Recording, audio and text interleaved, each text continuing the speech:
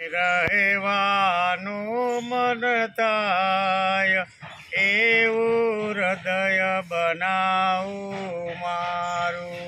પ્રભુને રહેવાનું મન થાય એવું હૃદય બનાવું મારું. મંદિર કહેવાનું મન થાય એવું હૃદય બનાવું મારું. મંદિર કહેવાનું મન થાય એવું હૃદય બનાવું મારું. હૃદય ધરુખે અસ્મિતાના દીવડા હું પ્રગટાવું.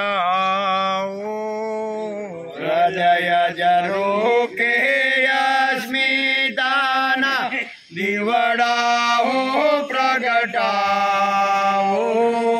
આત્મના અંજવાળે અંતર અંધારા હટાવું. આત્મના અંતર અંધારા હટાવું. જગતને જોવાનું મન થાય એવું હૃદય બનાવું મારું. જગતને રેવાનું મન થાય એવું હૃદય બનાવું મારું. થાકાને વિસામો હોઈએ હું પધરી અરખાવું.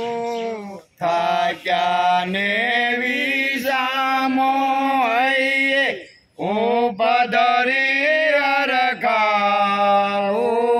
મન માધવ માલિન બનાવું ભક્તિથી ભીંજાવું.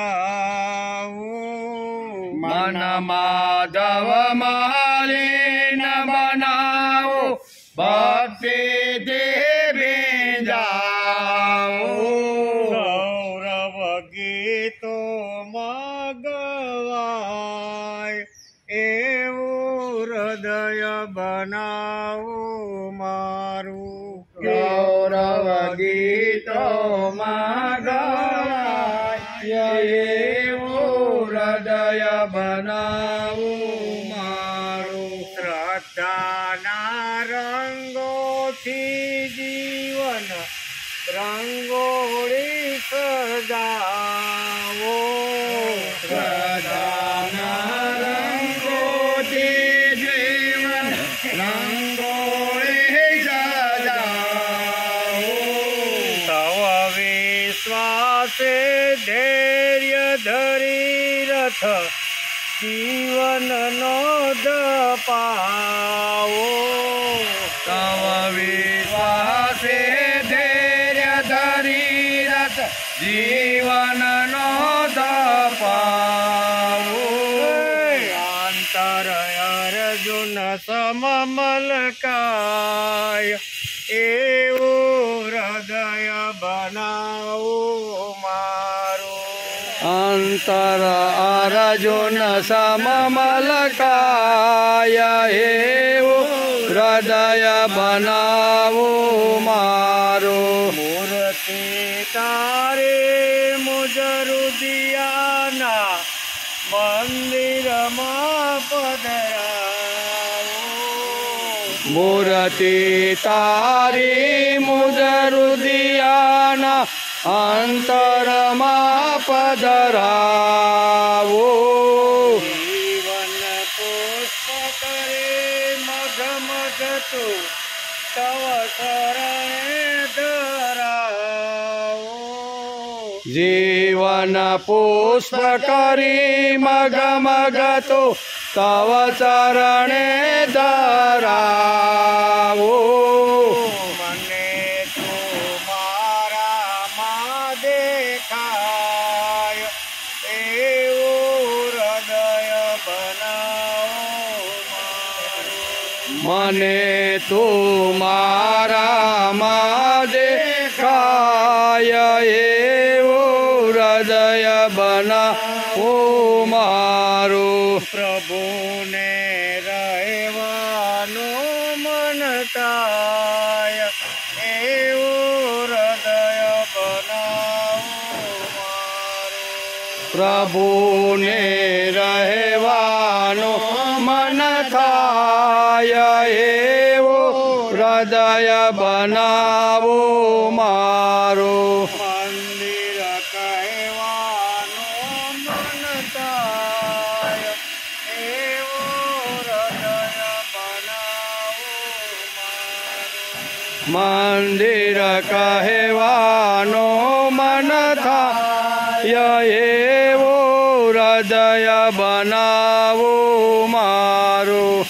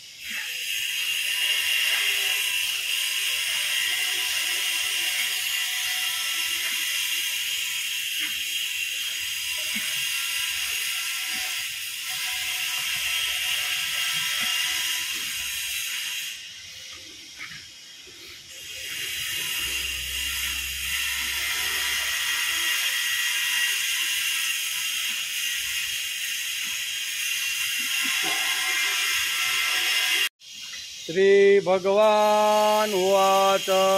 શ્રી ભગવાન ઉવાચ. બહૂની મે વ્યતીતાની બહૂની મે વ્યતીતાની બહૂની મે વ્યતીતાની બહૂની મે વ્યતીતાની જન્માની તવ ચાર્જુન જન્માની તવ ચાર્જુનમ જન્માની તવ ચાર્જુન જન્માની તવ ચાર્જુનમ બહૂની મે વ્યતીતાની જન્માની તવ ચાર્જુન બહૂની મે વ્યતીતાની જન્માની તવ ચાર્જુન તાન્યહં વેદ સર્વાણી તાન્યહં વેદ સર્વાણી તાન્યહં વેદ સર્વાણી તાન્યહં વેદ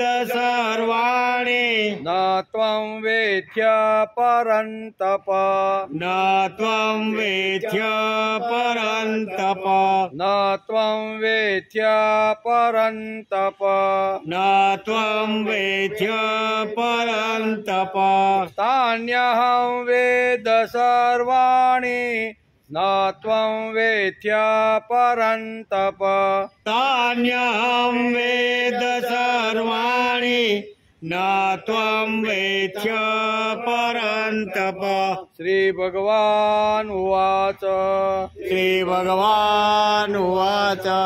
બહૂની મે વ્યતીતાની જન્માની તવ ચાર્જુન તાન્યહં વેદ સર્વાણી ન ત્વં વેત્ય પરંતપ બહૂની મે વ્યતીતાની જન્માની તવ ચાર્જુન તન્યહં વેદ સર્વાણી ન ત્વં વેત્ય પરંતપ.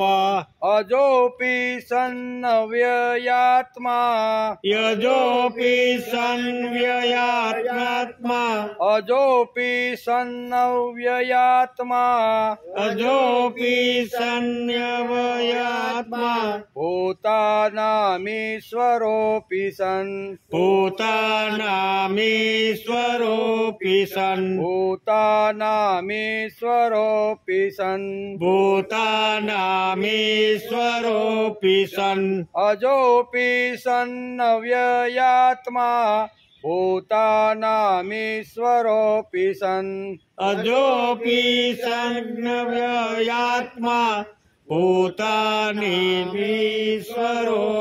सन् प्रकृतिं स्वमधिष्ठाय प्रकृति स्वमधिष्ठाय प्रकृतिं स्वमधिष्ठाय प्रकृति स्वमधिष्ठाय सम्भवाम्यात्मायया सम्भव्यात्ममायवा सम्भवाम्यात्ममायया सम्भवाम्यात्ममायया प्रकृतिं स्वामधिष्ठाय सम्भवाम्यात्ममायया प्रकृति स्वामधिष्ठाय सम्भवाम्यात्ममायया अजोऽपि सन्नव्ययात्मा भूतानामीश्वरोऽपि सन् प्रकृतिं स्वामधिष्ठाय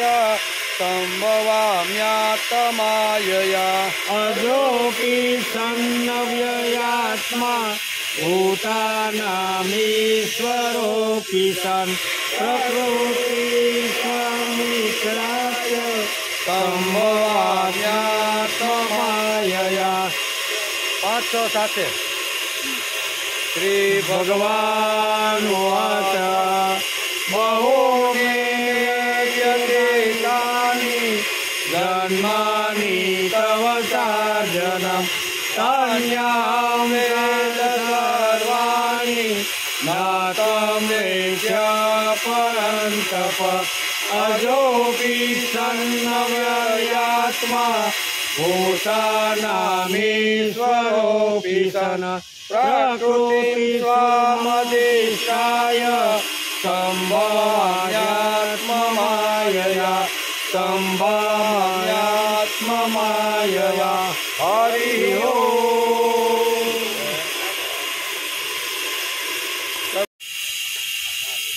वसुदेवसुतं देवं पंचसाणूरमर्दनं देवकी परमानन्दं कृष्णं वन्दे जगद्गुरुं।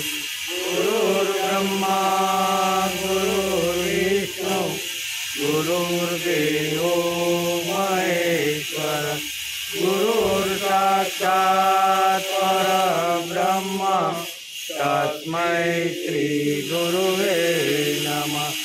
नारायणं नमस्कृत्यं नरं चैव नरोत्तमं देवीं सरस्वतीं व्यासं ततो जयमुदीरये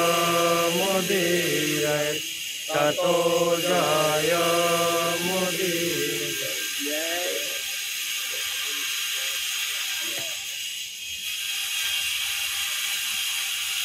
अजोऽपि सन्नव्ययात्मा भूतानामीश्वरोऽपि सन् प्रकृतिं स्वमधिष्ठाय सम्भवाम्यात्मायया। अज એટલે હું એટલે કે જન્મા એમ, અજન્મા, અજ એટલે અજન્મા એમ. પછી અવ્યયાત્મા એટલે અવિનાશી રૂપ, સન એટલે હોવા છતાં, અપી એટલે પણ, ભૂતાનામ એટલે બધાય પ્રાણીઓનો, ઈશ્વર એટલે ઈશ્વર, સન એટલે હોવા છતાં, અપી પણ, સ્વામ પોતાની, પ્રકૃતિમ પ્રકૃતિને, અધિષ્ઠાય એટલે આધીન કરીને, આત્મમયાય એટલે પોતાની યોગ માયાથી સંભવામી પ્રગટ થાવ છું એમ. ભગવાન કહે છે કે હું અજન્મા અને અવિનાશી સ્વરૂપ હોવા છતાં પણ બધાય પ્રાણીઓનો ઈશ્વર હોવા છતાંય પણ પોતાની પ્રકૃતિને સ્વાધીન કરીને પોતાની યોગ માયાથી હું પ્રગટ થાવ છું. એટલે ભગવાને પોતે પોતાનું પ્રગટ કેવી રીતે થાય છે ને એ આ શ્લોકમાં સમજાવ્યું છે. શ્રીમદ ભગવદ્ ગીતા ચિંતન શરૂ થયું એનો 213મો દિવસ. પરમ દિવસે આપણે ચોથા અધ્યાયના 5મા શ્લોકને આપણે નમસ્કાર કર્યા. શ્રી ભગવાન બોલ્યા, હે પરંતપ અર્જુન, મારા અને તારા ઘણા બધા જન્મો થઈ ચૂક્યા છે. એ બધાને તું નથી જાણતો, પણ હું જાણું છું. આનો વિચાર આપણે પરમ દિવસે આ શ્લોકનો આપણે કર્યો. આજે આપણે 6થા શ્લોકની અંદર ભગવાન પોતે અજન્મા, બરોબર, અજન્મા છે, પછી ભૂત માત્રના ઈશ્વર છે, અને જ્યારે જરૂર પડે ત્યારે અવતાર લઈને પ્રગટ થાવ છું. આટલી વાતો ભગવાન આ શ્લોકમાં આજે આપણે સમજાવવાના છે. માણસને બીજો જન્મ સારો જોઈતો હોય તો તેના મન ઉપર સારા સંસ્કારો પડવા જોઈએ. આ પુનર્જન્મના સિદ્ધાંતની વાત ભગવાને અહીં ખુલ્લી મૂકી છે કે તને તારા જન્મો યાદ નથી, મને મારા બધા જન્મો મને યાદ છે. પૂર્વજન્મના અને પાછળના બધા જન્મો મને યાદ છે. ભગવાન પોતે જ અહીંયા પોતાનું અહીંયા ઐશ્વર્ય રૂપ અહીંયા સમજાવે છે. માણસને બીજો જન્મ સારો જોઈતો હોય તો તેના મન ઉપર સારા સંસ્કારો પાડવા જોઈએ. તેવી વાસનાઓ, કામનાઓ બુદ્ધિ ઉપર નિર્માણ કરવાનો પ્રયત્ન કરવો. મન, બુદ્ધિ અને અહંકાર આ 3 ઉપર સારા સંસ્કારો જો પડે તો બીજો જન્મનો ખૂબ જ સારો અને દેવી કુટુંબની અંદર, પવિત્ર કુટુંબની અંદર, વૈભવ સંપન્નની અંદર એનો બીજો જન્મ થાય છે. એટલે મૂળ વસ્તુ ભગવાને અહીં પોતાનું ઐશ્વર્ય ખોલી અને કહે છે કે સારો જન્મ જોતો હોય ને તો એના માટે મન ઉપર, બુદ્ધિ ઉપર અને આપણો જે અહમ છે એની ઉપર સંસ્કારો પાડવા જોઈએ. એમ કે સારા સંસ્કાર અને સારી વાસના, કામના પકડ્યા હશે તો નૈસર્ગિક સારો જન્મ મળશે, એ વાત નક્કી જ છે.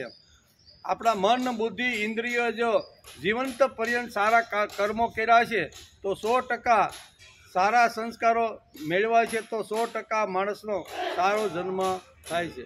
એટલે સંસ્કાર ખૂબ જ અગત્યના છે. કોઈ પણ વસ્તુનું ઉપર જો સંસ્કાર કરવામાં આવે તો એની કિંમત વધે કે નહીં. આપણે ઘણીવાર કહીએ છીએ કે આપણે ઘઉં છે એ બજારમાં જો વેચવા જઈએ તો 20 કિલોના એટલે કે 1 મણના 500 રૂપિયા, વધારેમાં વધારે કેટલા મળે? 500, 550 રૂપિયા મળે. પણ એ ઘઉંને ઘંટીમાં દળી સુંદર મજાની મીઠાઈ બજારમાં બનાવીને જો આપણે મૂકી તો એ જ ઘઉંની બનાવેલી મીઠાઈ 1 કિલોના 300, 400, 500 રૂપિયા થાય કે નહીં? કિલ્લાના થઈ જાય. એમ શા માટે થયા? તો કે ઘઉં ઉપર સંસ્કાર કરવામાં આવ્યા. એમ માટી ઉપર પણ જો સંસ્કાર કરવામાં આવે તો માટીની કિંમત પણ વધે. આપણે કોઈ પણ જગ્યાએ 1 તગારું કે 1 સબલું માટી લઈને બજારમાં વેચવા બેસી તો કોઈ 2-5 રૂપિયા આપણે આપે, વધારેમાં વધારે. કોઈને જોતી હોય બગીચામાં તો કુંડામાં નાખવી તો એટલા રૂપિયા આપણે આપે. પણ એ જ માટીને કુંભાર સરસ મજાનો ગારો બનાવી, ખૂંદી અને સાંકડા ઉપર ચડાવી અને સુંદર મજાનું એક વાસણ બનાવી અને નિમાડામાં નાખીને કલર પૂરી અને નીચે નળ મૂકીને જો બજારમાં વેચવા મૂકે, માટી તો એની છે પણ માટી ઉપર સંસ્કાર થયા એટલે એ માટલાની કિંમત કેટલી? બેન પૂછે આમ ટક ટક મારી કે આની કિંમત કેટલી? તો કે બેની 300 રૂપિયાનું માટલું છે. હવે 300 રૂપિયા 1 કિલાનું માટલું છે કે 2 કિલાનું હોય, પણ એના 1 કિલાના કે 2 કિલાના ભાવ કેટલા થઈ ગયા? 300 રૂપિયા. શા માટે થયા? એની ઉપર સંસ્કાર કરવામાં આવ્યા છે. એમ માણસ ઉપર જો સંસ્કાર કરવામાં આવે તો માણસની કિંમત પણ વધે. જેમ આવી રીતના પદાર્થો કોઈ પણ વધારવાની હોય તો એના ઉપર સંસ્કાર કરવામાં આવે છે. બરાબર? આ થાય કે નહીં? કાપડ આપણે બજારમાં જો મીટર લેવા જઈએ તો મીટરમાં 15-20 રૂપિયા કે 20 સારું કાપડ હોય તો 25-30 રૂપિયા. પણ એ જ કાપડને સરસ મજાનું ડિઝાઇન કરી અને કાપડ બનાવી અને ચણિયા ચોળી જો બજારોમાં મૂકવામાં આવે તો કેટલા બે? તો કે 20,000 રૂપિયા. ભાઈ કેમ 20,000? આ તો 50-60 રૂપિયામાં મીટર મળે છે. બજારમાં જાઓ આપણે ટેક્સટાઇલ માર્કેટમાં જાઓ, કાચું કાપડ આપણે જોતું તો કેટલાનું મળે? 15, 20 કે 50 રૂપિયા વધારેમાં વધારે સારું જો હોય તો. પણ એના અહીંયા આટલા બધા 20,000 રૂપિયા થયાનું કારણ શું છે? કે એની ઉપર સંસ્કાર પાડવામાં આવ્યા. એટલે સણિયા સોળીના પણ 20,000 રૂપિયા થઈ જાય કે નહીં? થઈ જાય. એમ કહેવાનો અર્થ કોઈ પણ પદાર્થ, કોઈ પણ વસ્તુ ઉપર જો એનો સંસ્કાર કરવામાં આવે ને તો એની સારામાં સારી કિંમત વધી જાય છે. તેથી આ કહે છે કે પૂર્વ જન્મમાં અથવા મનુષ્ય જન્મ મળ્યા પછી માણસ મન, બુદ્ધિ અને અહંકાર ઉપર જો સંસ્કારો પડે એના, તો આવતો જન્મ સારી રીતે, સુંદર રીતે અને વ્યવસ્થિત સારા આવા કુટુંબની અંદર એનો જન્મ થાય છે. પુનર્જન્મનો સિદ્ધાંત ભગવાન અત્યારે આ શ્લોકની અંદર આપને સમજાવે છે કે પુનર્જન્મ તો છે ને છે, કોઈ માને કે ન માને, પણ આના પછીનો જન્મ છે અને આના પહેલાં આપણે કોઈ જગ્યાએ હતા ત્યાંથી આપણે આવ્યા છીએ. એટલે આ વસ્તુ તો શાસ્ત્રકારોએ સિદ્ધ કરી બતાવી છે. તેથી કહે છે સારા સંસ્કાર અને સારી વાસના કામના જો આપણા મન, બુદ્ધિ અને ચિત્તે પકડી હશે તો નૈસર્ગિક આપણે સારી જગ્યાએ સારો જન્મ મળશે. તેથી બીજો જન્મ સારો મળે તે માટે આ જન્મમાં પ્રયત્ન કરવાનો. બીજા જન્મમાં સારો જન્મ મળે એટલે ઘણા કહે ને ભાઈ અમે સાંભળતા નથી, અમને હૂજતું નથી, અમારાથી હલાતું નથી. તો ખોટું સંભળાતું નથી તો હું વડલા હેઠે આવીને બેસવાનું? વડલા હેઠે આટલા માટે આવીને બેસવાનું. ભલે આપણે સંભળાતું ન હોય, સમજી ન શકતા હોય, પણ આપણે જે હેતુ માટે અહીં જો બેઠા છીએ ને એ હેતુ ભગવાન એનો નોંધ કરી રાખે છે કે 2 કલાક સુધી ભલે એની આંખો કામ કરતી નથી, કાન કામ કરતા નથી, કમર કામ કરતી નથી, પણ છતાંય આવીને બેઠા છે. તેથી ભગવાન આની નોંધ લે છે, બરાબર ને? એ નોંધ લઈને બીજો જન્મ આપણો જે આવે ને એ અહીં સારામાં સારો આપને મળે છે. તેથી મરતી વખતે કે મર્યા પછી ગીતા પાઠ બેસાડીએ તે ન ચાલે. એમ મર્યા પછી હાલો અમારી ઘેર આવજો, કેમ? તો કે અમારા બાપા અસ્યુતમ કેસ્યુતમ થઈ ગયા, ગીતાના 15મા અધ્યાયનું પારાયણ. એ કંઈ ખોટું નથી એમ, પણ એ જે કરીને ગયા છે ને એ જ સાંભળીને, જે ગીતાનો પાઠ સાંભળીને ગયા છે એ જ પુણ્ય અથવા એ જ કર્મ એની જોડે આવવાનું છે. મર્યા પછી તો કોને ખબર જાય કે ન જાય, પણ બે તો સારું, સારા વાતાવરણમાં અડધો-પોણો કલાક સુધી બેસી અને ગીતા પાઠ કરે, ભજન કીર્તન કરે તો એમાં કાંઈ ખોટું, એની સામે આપણો વિરોધ નથી એમ. પણ આ પાઠ કર્યો એટલે બાપાને મુક્તિ મળી ગઈ, બાપાએ કોઈ દી ગીતા સાંભળી જ ન હોય અને ખાલી મર્યા પછી એનો છોકરો કે ભાઈ તમે બધા આવજો કે ગીતા પાઠ કરવા માટે, પણ બાપાએ કોઈ દી ન સાંભળ્યું હોય તો એનું પુણ્ય એને મળતું નથી એમ. કદાચ વાતાવરણ સારું ત્યાં પવિત્ર થાય તે ત્યાં કહે છે કે બ્રાહ્મણોને ગીતા વાંચીને દક્ષિણા મળતી હોય તો આપને કાંઈ વાંધો નથી. શહેરની અંદર શું છે, અહીંયા આપણે ઓછું છે, પણ મુંબઈ જેવા મોટા શહેરોની અંદર કોઈ બાપા વયા જાય કે મા વયા જાય ને પછી એનો દીકરો બ્રાહ્મણને બોલાય અને કે તમારે 7 દિવસ સુધી કે 13 દિવસ સુધી રોજ રાત્રે 1 કલાક ગીતાનું પારાયણ કરવા, પાઠ કરવા માટે તમારે આવું કરી સારું છે, એમાં કાંઈ વાંધો નથી. બીજા ગામ ગપાટા મારવા એના કરતાં ગીતાનું પારાયણ થાય તો આપણે કાંઈ વાંધો નથી. પણ કહેવાનો અર્થ ગીતા જીવંત પર્યંત જો સાંભળી હશે ને, એનું વાંચન કર્યું છે, સાંભળ્યું છે, મનન કર્યું છે, ચિંતન કર્યું છે ને, ભલે 1000 શ્લોકનું પણ જો આવી રીતનો કંઠસ્થ કર્યા છે તો એ વસ્તુ આપણી જોડે આવવાની છે એમ કે. તેથી કહે છે કે બ્રાહ્મણને ગીતા વાંચીને દક્ષિણા મળતી હોય તે બંધ કરાવવાનું આપણું કામ નથી. એ ભલે કરે, કાંઈ વાંધો નહીં, એનું કાંઈ આપણો વિરોધ નથી. વાંચે તો ખોટું છે જ નહીં, પણ રોજ ગીતાનો પાઠ કરતા હશો તો એનાથી આપણા મન, બુદ્ધિ અને આપણો જે અહંકાર છે ને એ શુદ્ધ અને પવિત્ર બની જાય. એવો મન, બુદ્ધિ અને અહંકારને જો પવિત્ર બનાવવાના હશે ને તો રોજ શ્રીમદ ભગવદ્ ગીતાનો પાઠ કરવો પડશે. ભલે ભણ્યા ન હોય તો સાંભળવો પડશે, પણ કરવો તો પડશે. અને કરેલો જે પાઠ છે ને એ જ આપણી જોડે આવવાનો છે. તેથી આપણે રોજ અહીંયા 2 શ્લોકનો રોજ પાઠ કરીએ છીએ. કેવા ઘૂંટી અને 2 શ્લોકને આપણે અહીંયા પાઠ કરી અને સમજવાનો પ્રયત્ન કરીએ છીએ. અત્યારનું જીવન જીવતી વખતે જ બીજા જન્મની તૈયારી કરી લેવી જોઈએ. અત્યારે ભગવાને માનવ દેહ આપ્યો છે તો આવતો જન્મ આપણો સારો થાય એના માટેની અત્યારે આપણે તૈયારી કરી લેવી જોઈએ. જેમ બાળપણની અંદર બાળક ધીમે ધીમે મોટું થાય અને બાપ એ બાળક જ્યારે યુવાન થાય તેના માટેની વ્યવસ્થા કરે કે નહીં, બેંકમાં એકાઉન્ટ ખોલે અથવા કોઈ વીમાની પોલિસી કંઈ પણ નવું કરીને કે શા માટે કે મારા બાળકના આવતો જન્મ એટલે યુવાની એમ બાળકમાંથી યુવાન બનશે ત્યારે એને ઘણું બધું પૈસાની જરૂરિયાત તેની વ્યવસ્થા કરે કે નહીં એમ આ જન્મ પછી મને મર્યા પછી બીજો જન્મ મળવાનો છે તો એની પણ મારે અત્યારેથી તૈયારી કરી લેવી જોઈએ. ભગવાને સુંદર અને સરસ આપણે આ વૃદ્ધત્વ આપ્યું છે, વેડફી નાખવા માટે આપ્યું નથી. હવે યુવાનીમાં તો આપણે ઘણું ઘરકામ હતું, ખેતીનું કામ હતું, વેપાર નોકરી બધું કરતા હતા, તેથી આપણે ભગવત ભક્તિ કરવાનો સમય મળતો નહોતો. પણ હવે કોઈ આપણે કહેશે, હવે કોઈ કહેતું નથી. અમુકમાં ઘરમાંથી એમ કહે કે આ ડોહીમાં ના ડોહા ઘરમાંથી જાય તો સારું, અમારે હંજવારી કાઢીને પોતા મારવા છે. અમુકને એવું થાય કે નહીં? આજે આવું થાય છે. તેથી આ અત્યારની જે આપણી અવસ્થા જે છે ને વૃદ્ધત્વની, એની અંદર ભક્તિનું જબરજસ્ત ભાતું માણસે તૈયાર કરી લેવું જોઈએ. શા માટે? તે કે આવતો જન્મ મારો સારો થાય એના માટે મારે પ્રયત્ન કરવો જોઈએ. તેથી અત્યારનું જીવન જીવતી વખતે બીજા જન્મની વ્યવસ્થા માણસે કરવી જોઈએ, તો જ બીજો જન્મ સારામાં સારો અને શક્તિશાળી બને અને સંસ્કારી બને. અત્યાર સુધી ન થયું હોય કામ ધંધા નોકરીની સાથે, હવે આપણે કોઈ જવાબદારી આપણી માથે છે? કોઈ આપણે કહેવાનું નથી કે વાસણ ઉટકી નાખો, કે તમે બેંકમાં જઈને આટલું કામ કરી આવો, કે ફેક્ટરી ઉપર તમે આ ટાંકા સાફ કરી નાખો. કોઈ કે હવે આપણા દીકરાઓ પણ આપણે કોઈ કામ ચિંતા નથી. તો ભાઈ આ ભક્તિ માર્ગ અધ્યાત્મ માર્ગમાં શા માટે આપણે મોડું કરવું જોઈએ? શા માટે એમાં સમય આપવો ન જોઈએ? આપવો જોઈએ, અને એના માટે સતત માણસે જાગૃત રહેવું જોઈએ. તેથી આ જન્મમાં પ્રયત્ન કરીને મન જો સંસ્કારો ઉપાડતા હોય બુદ્ધિ અને અહંકારે ક્ષુદ્ર કામનાઓ કરી જ ન હોય તો બીજો જન્મ સારો મળે. આપણો અત્યારનું જે જીવન છે એમાં મન, બુદ્ધિ અને અહંકાર એને જો ક્ષુદ્ર એટલે કે હલકી કામનાઓ ન કરી હોય, અપવિત્ર જીવન જીવા ન હોય, તો આવતો જન્મ 100% આપણે સારા કુળની અંદર આપણો જન્મ થાય છે. દરેક કુળની અંદર જન્મ તો થાય જ, પણ પવિત્ર અને દિવ્ય અને ભવ્ય આવા કુળમાં જન્મ જો લેવાનો હોય તો એના માટે અત્યારેથી થોડું ભાથું તૈયાર કરી લેવું જોઈએ. એમ પુનર્જન્મ સમજાવતા આ શ્લોકની અંદર ભગવાને અર્જુને પુનર્જન્મના સિદ્ધાંતો સમજાવ્યા. આજે આપણે વાત કરી છે શું છે?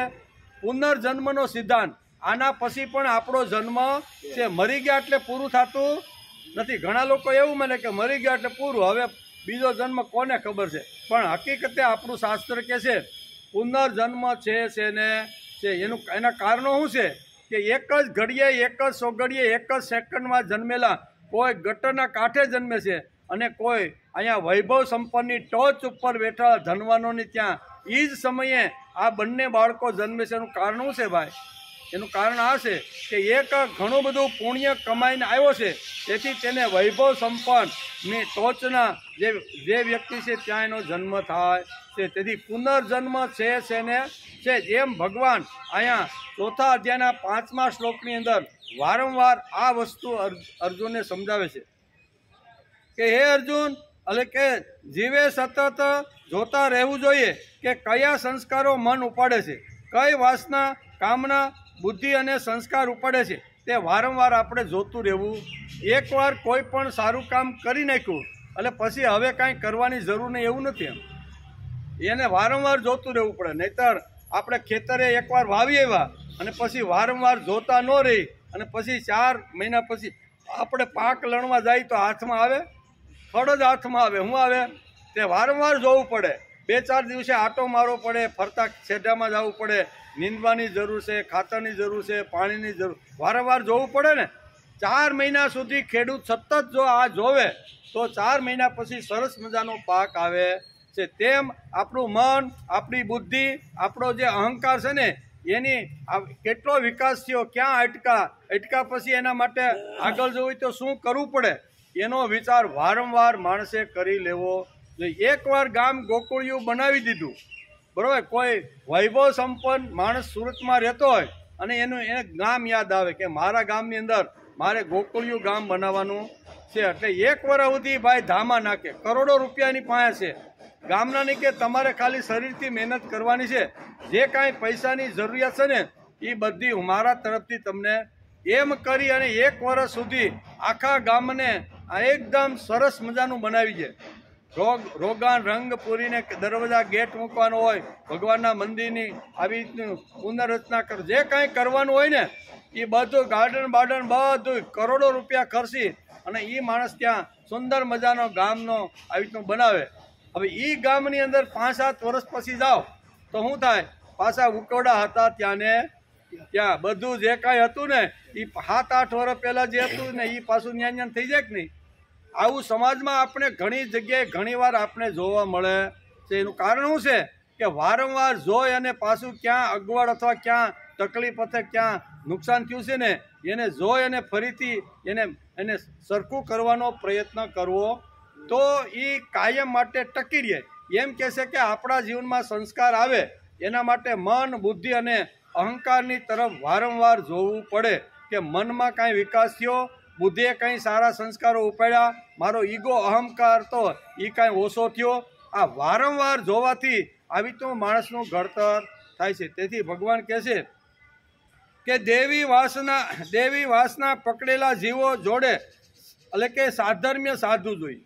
દેવી સંપત્તિના જે લોકો છે, સારા લોકો છે, સજ્જન લોકો છે, એની સાથે ભાવ સંબંધ, પ્રેમ સંબંધ અને આવી રીતનો સત્સંગ આપણે કહીએ ને, સત એટલે ભગવાન અને જન એટલે માણસ. સતનો જન એટલે કે ભગવાનના જે બની ગયેલા જે લોકો છે એની સાથે સંસર્ગમાં રહેવું જોઈએ, એની સાથે ભાઈબંધી કે દોસ્તારી બાંધવી જોઈએ. ગમે ત્યાં ગામ ગપાટા મારી અને સમયને બરબાદ કરે છે અને આખી દુનિયાની ચિંતા માથે લઈને બાકડા ઉપર બેસે એવા સમાજમાં માણસે ફરવું જોઈએ નહીં. નહીતર આપણું મન, બુદ્ધિ અને જે ચિત્ત છે ને એ ડોળાઈ જાય અને ડોળાયેલું હોય તો પછી આપણે ગમે તેટલી નજર નાખી તો તળિયા સુધી આપણે જોઈ શકતા નથી. તેથી મન ન ડોળાય તેથી સત્સંગ આવ્યો, સ્વાધ્યાય આવ્યો, ભજન આવ્યા, કીર્તન આવ્યા, બધું શા માટે આવ્યું? સતત માણસનું મન આની અંદર જોડાઈ રહે અને સતત માણસ સાત્વિક પ્રવૃત્તિ સાથે એનો સંસર્ગ થઈ જાય તો માણસનું જીવન દૈવી બને છે. તેથી અર્જુન પૂછે છે કે બદ્ધાત્મા પુનર્જન્મ લે એ વાત સમજી શકાય. જે બંધાઈ ગયેલો છે, કામના વાસના વિકારોથી બંધાઈ ગયેલો જીવ છે, એ જ્યારે મૃત્યુ પામે ત્યારે એને અનેક યોનિમાં જન્મ લેવો પડે છે. પણ જે મુક્ત છે, કેવો? જે મુક્ત થઈ ગયો છે, જે એકદમ કોઈ પ્રકારની એને ઘરની, કુટુંબની, પોતાના જીવનમાં આસક્તિ રહે નથી, આવો જે મુક્ત થયેલો જે જીવ છે એ જીવને પણ શા માટે વારંવાર આવવું પડે છે? આવો પ્રશ્ન અર્જુન આ શ્લોકની અંદર ઊભો કરે. શા માટે આ જગતની અંદર આવે છે? એમ કરી અને અર્જુન ભગવાનને એક પ્રશ્ન કરે છે. બદ્ધ હોય એ તો 84 લાખ યોનિમાં ફર્યા જ કરે, પણ મુક્ત થઈ ગયેલાને ફરીથી આ જન્મ લેવાનું કારણ શું છે? એ અહીંયા છઠ્ઠા શ્લોકની અંદર ભગવાન સમજાવે છે. એનો આજે આપણે વિચાર કરવાનો છે. છઠ્ઠા શ્લોકની અંદર બદ્ધ અને મુક્ત આ બંને આત્માઓનું વર્ણન ભગવાને કરેલું છે. મુક્ત થયેલા આત્માઓ પણ જગતની અંદર આવે, સંત થઈને આવે, ઋષિ થઈને આવે, આચાર્ય થઈને આવે. શા માટે? ભગવાન જ એને મોકલે. કોણ? બદ્ધ એટલે કે મુક્ત થયેલો માણસ જ્યારે ભગવાનની પાસે જાય ત્યારે ભગવાન કે ભાઈ હજી સમાજમાં તારી જરૂર છે. ભલે તું મુક્ત થઈને મારી પાસે આવી ગયો, બરોબર, પણ હું તને ફરીથી આ જગતની અંદર મોકલું છું. તેથી ઋષિઓ છે, આચાર્યો છે, સંતો છે, એને કંઈ પણ લેવાનું ન હોવા છતાં જગતમાં ફરે છે. શા માટે?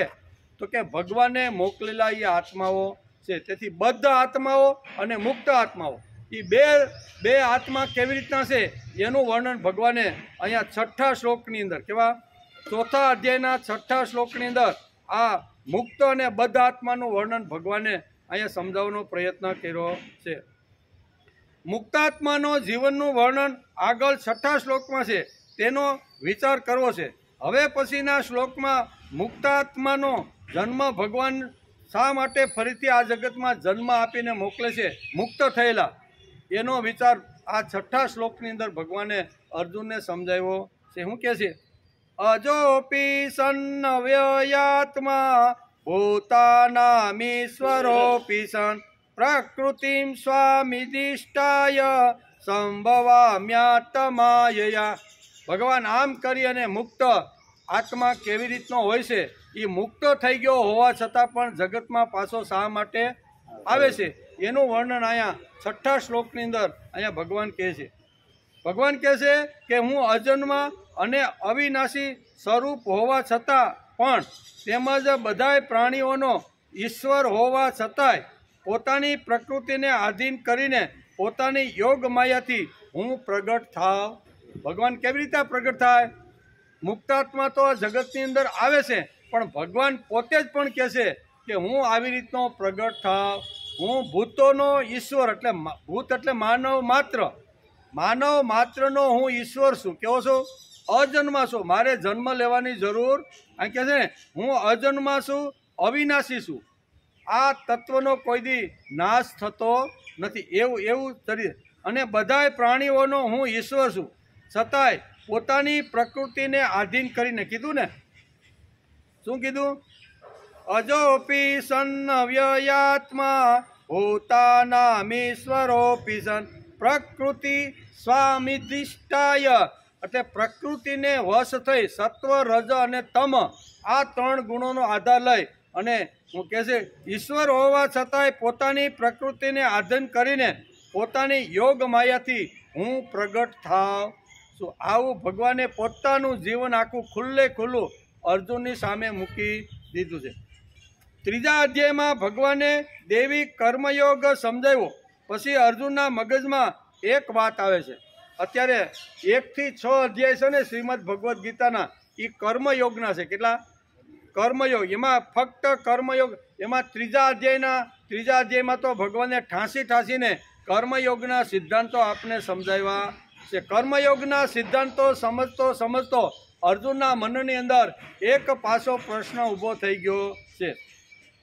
ભગવાન મને જ આ કર્મયોગ કેમ કીધો?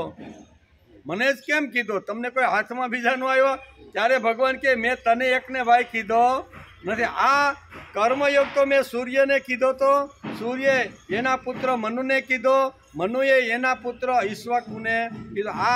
આના અર્જુનના મોઢામાં વારંવાર મને જ ઠોકીને શા માટે તમે કર્મયોગ કહો? ત્યારે ભગવાન કહે છે કે આ કર્મયોગ ભાઈ હું તને એકને કહેતો નથી. આ કર્મયોગ તો મેં શું કહેવાય અનંત કાળ પહેલાં મેં આ યોગ સૂર્યને કીધો હતો. એમ કરીને અર્જુનનો જે કંઈ પ્રશ્ન હતો ને, એ પ્રશ્નના જવાબમાં અહીંયા ભગવાન 6ઠ્ઠા શ્લોકથી 5મા અને 6ઠ્ઠા શ્લોકની અંદરથી શરૂઆત કરે છે. અર્જુનના સમાધાન માટે ભગવાન તેને પરંપરા કીધી. એનું સમાધાન થાય કે મેં તને ખાલી એકને અત્યારે કીધો એવું નથી. એટલે ભગવાન આખી પરંપરા સમજાવી. કઈ પરંપરા? તો કે પહેલો કોને કીધો? સૂર્યને. પછી કોને કીધો? મનુને. પછી કોને કીધો? આ આખી જે પરંપરા હતી ને, અર્જુનનું સમાધાન કરવા માટે ભગવાને અહીંયા પરંપરાનો આખો વિષય ઊભો કર્યો છે. અર્જુનના સમાધાન માટે ભગવાને તેને પરંપરા કીધી.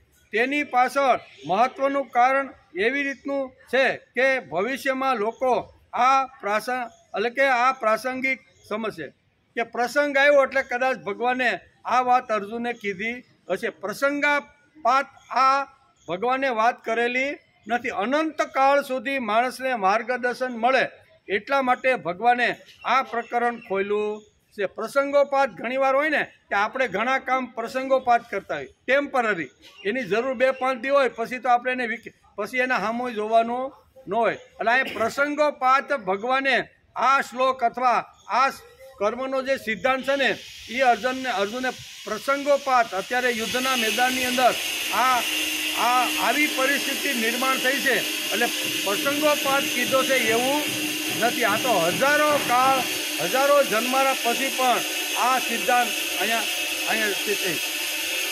ખરી રીતે આ કંઈ પ્રાસંગિક ઉપદેશ નથી. આ તો જીવનનું તત્વજ્ઞાન છે. કેવું? જીવનનું તત્વજ્ઞાન છે. એટલે કે યુદ્ધ નિવૃત્ત થયેલા અર્જુનને યુદ્ધ પ્રવૃત્ત કરવા માટે ભગવાને કર્મયોગનો ઉપદેશ આપ્યો. યુદ્ધમાંથી એને નિવૃત્ત થવું છે. હાથમાં ભિક્ષાનું પાત્ર લઈ અને આ કુરુક્ષેત્રનું મેદાન છોડી અને હિમાલયમાં જઈ અને ભિક્ષાવૃત્તિ અધ્યાયની અંદર ભગવાને બહુ સરસ રીતે સમજાવ્યું છે કે એક નિવૃત્ત થવા માગતો જે અર્જુન છે એને કર્મ પ્રવૃત્ત કરવા માટે ભગવાને પ્રયત્ન કર્યો છે. મનુષ્યને અહમ અને ઇન્દ્રિયો મળ્યા છે એટલે તે કર્મ કરવાનો જ છે, પરંતુ ભક્તિપૂર્ણ અને જ્ઞાનપૂર્ણ કર્મ કરવા તેને જીવનનું સાફલ્ય સમજવું જોઈએ. ઇન્દ્રિયો આપી છે, મન આપ્યું છે, બુદ્ધિ આપી છે, શરીરમાં સુંદર મજાનું શરીર છે, બરાબર. આ બધું આપ્યા પછી માણસ તો કંઈક ને કંઈક કર્મ તો કરવાનો, કર્મ કર્યા વગર રહી શકવાનો નથી. તેથી ભગવાન કહે છે ભક્તિયુક્ત કર્મ. કેવા? ભક્તિયુક્ત કર્મ અને જ્ઞાનયુક્ત કર્મ માણસે કરવાનો પ્રયત્ન કરવો જોઈએ. તેથી ગીતાનો આ પ્રાસંગિક ઉપદેશ નથી, જીવનનું તત્વજ્ઞાન છે. એ સમજાવવાને માટે કર્મયોગની પરંપરા ભગવાને ચોથા અધ્યાયની શરૂઆતની અંદર અર્જુનનો જે પ્રશ્ન હતો એમાં અહીંયા પરંપરા સમજાવવાનો પ્રયત્ન કર્યો છે. એ પરંપરા સાંભળીને અર્જુનના મનમાં પાછી એક શંકા ઊભી છે. જ્યાં જ્યાં શંકા ઊભી થાય, જ્યાં શું કહેવાય એનું મન અથવા બુદ્ધિ કામ ન કરે ને, ત્યાં ફટ નાનો અર્જુન પોતાનો આવી રીતનો પ્રશ્ન પૂછી લે છે. એ પરંપરા સાંભળીને અર્જુનના મનમાં એક શંકા આવી કે ભગવાન અપરમ ભવતો જન્મ પરમ જન્મ વિવસ્વત. સૂર્યનો જન્મ તો બહુ પહેલાંનો છે અને તમારો જન્મ હમણાંનો છે. ભગવાનની જન્મતિથિ આજે પણ ઉજવી છે જ નહીં, જન્માષ્ટમી આજે ઉજવી છે. એટલે અર્જુનના મનમાં શંકા થઈ કે હું ને તમે તો બે સરખા છે, તમે જન્મ લઈને આવ્યા એટલે તમારી પણ આવી રીતની જન્મતિથિ ઉજવાય છે, એટલે મારા મનની અંદર શંકા આવી રીતની છે. એમ કરી અને અર્જુન પોતાનો પ્રશ્ન ભગવાનની સામે મૂકે છે. તેના કારણે અર્જુનને શંકા આવે છે. તે શંકાના નિરસન એટલે સમાધાન માટે અર્જુનને કહે છે કે મારા અને તારા ઘણા જન્મો થઈ ચૂક્યા છે, બહુની મેં વ્યતીતાની. આ શંકા અર્જુને ભગવાનને પૂછી ત્યારે ભગવાન કહે છે કે ભાઈ તારી શંકા બરોબર છે, પણ હું તને મારા જન્મનું રહસ્ય સમજાવું તો તને ખબર પડશે કે તારા અને મારા અનેક પ્રકારના જન્મ થઈ ચૂક્યા છે. તારા અને મારા અનેક જન્મ થઈ ચૂક્યા છે. તારા જન્મો તને યાદ નથી અને મેં આગળ પાછળના બધા જન્મો મને બરોબર યાદ છે. એમ કરી અને ભગવાન પોતાની જે પોતાનું ભગવાનપણું જે છે ને એ ભગવાનપણું આખું ભગવાન અર્જુનની સામે મૂકે છે. એટલે કે આ જન્મ વિશેનું હું જાણું છું, માત્ર ગત જન્મનું પણ તું જાણતો નથી. આવું કહીને ભગવાને પુનર્જન્મનો સિદ્ધાંત કહ્યો. હું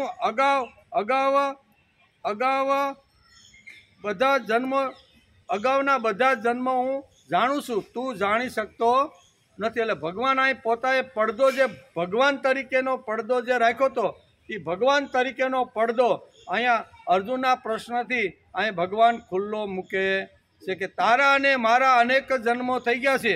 તારા જન્મોને તું જાણતો નથી, મારા જન્મોને હું જાણું છું. બરાબર ને? ભગવાનના મુખમાંથી એ વાત સ્પષ્ટ થઈ ગઈ કે હું પોતે જ ભગવાન છું. એને બોલવું નહોતું, પણ અર્જુનનો પ્રશ્ન જ એવો આવ્યો કે ભગવાનને બોલ્યા વગર ને કીધા વગર છૂટકો નથી. ઘણીવાર આપણા સમાજની અંદર કોઈ સારા સજ્જન માણસને કોઈ ઓળખી ન શકે, ઘણું બધું ખૂબ સારું કામ કરતા હોય, પણ પછી ઘણીવાર કહેવું પડે કે ભાઈ આટલું હું કરું છું, તને ધ્યાન તો છે. લોકો એને ઓળખી ન શકે, લોકો એને સમજી ન શકે, એટલે ઘણીવાર લોકો એનું વર્ણન ન કરે ત્યારે સામેથી વર્ણન કરવું પડે કે ભાઈ અમે આવી રીતના છે. ત્યારે ભગવાનને પણ આ જ થયું કે આ બોઘો હજી મને સમજી શક્યો નથી. એને તો એમ છે કે હું યશોદા અને નંદ બાવાનો આવી રીતનો દીકરો છું, યશોદા અને નંદ બાવાનો દીકરો, તેમજ શું કે વસુદેવ અને દેવકીનો દીકરો, એટલું જ અત્યારે આ મને સમજી રહ્યો છે. તેથી ભગવાને આ પરંપરા સમજાવી અને પોતાની જાતને અહીં ખુલ્લી મૂકવાનો પ્રયત્ન કર્યો. ભગવાનને બોલવાનું નહોતું કે હું ભગવાન છું અને તારી સાથે તારા અહીંયા રથનો સારથી બનીને તારી સાથે હું આવ્યો, પણ અહીંયા અર્જુને મોઢામાં આંગળી નાખીને ભગવાનને બોલાવ્યા. તેથી ભગવાને સ્પષ્ટ કહે છે કે ભાઈ અહીં કેટલા શબ્દો વાપરે છે કે આ 6થા શ્લોકની અંદર ભગવાન એમાં 6 વાતોનું વર્ણન કરે છે. આ શ્લોકમાં કેટલી વાતો આવે છે? 6 વાતો ભગવાન એને સમજાવે છે. આ શ્લોકમાં 6 વાતોનું વર્ણન અહીંયા ભગવાન પોતે જ આ શ્લોકમાં કરે છે. ભગવાન કહે છે અજ, અવ્યય અને ઈશ્વર. અજ, અવ્યય અને ઈશ્વર એ 3 વાતો ભગવાનની છે. 6 વાતોમાં 3 વાતો કોની છે? ભગવાનની. કઈ કઈ વાતો?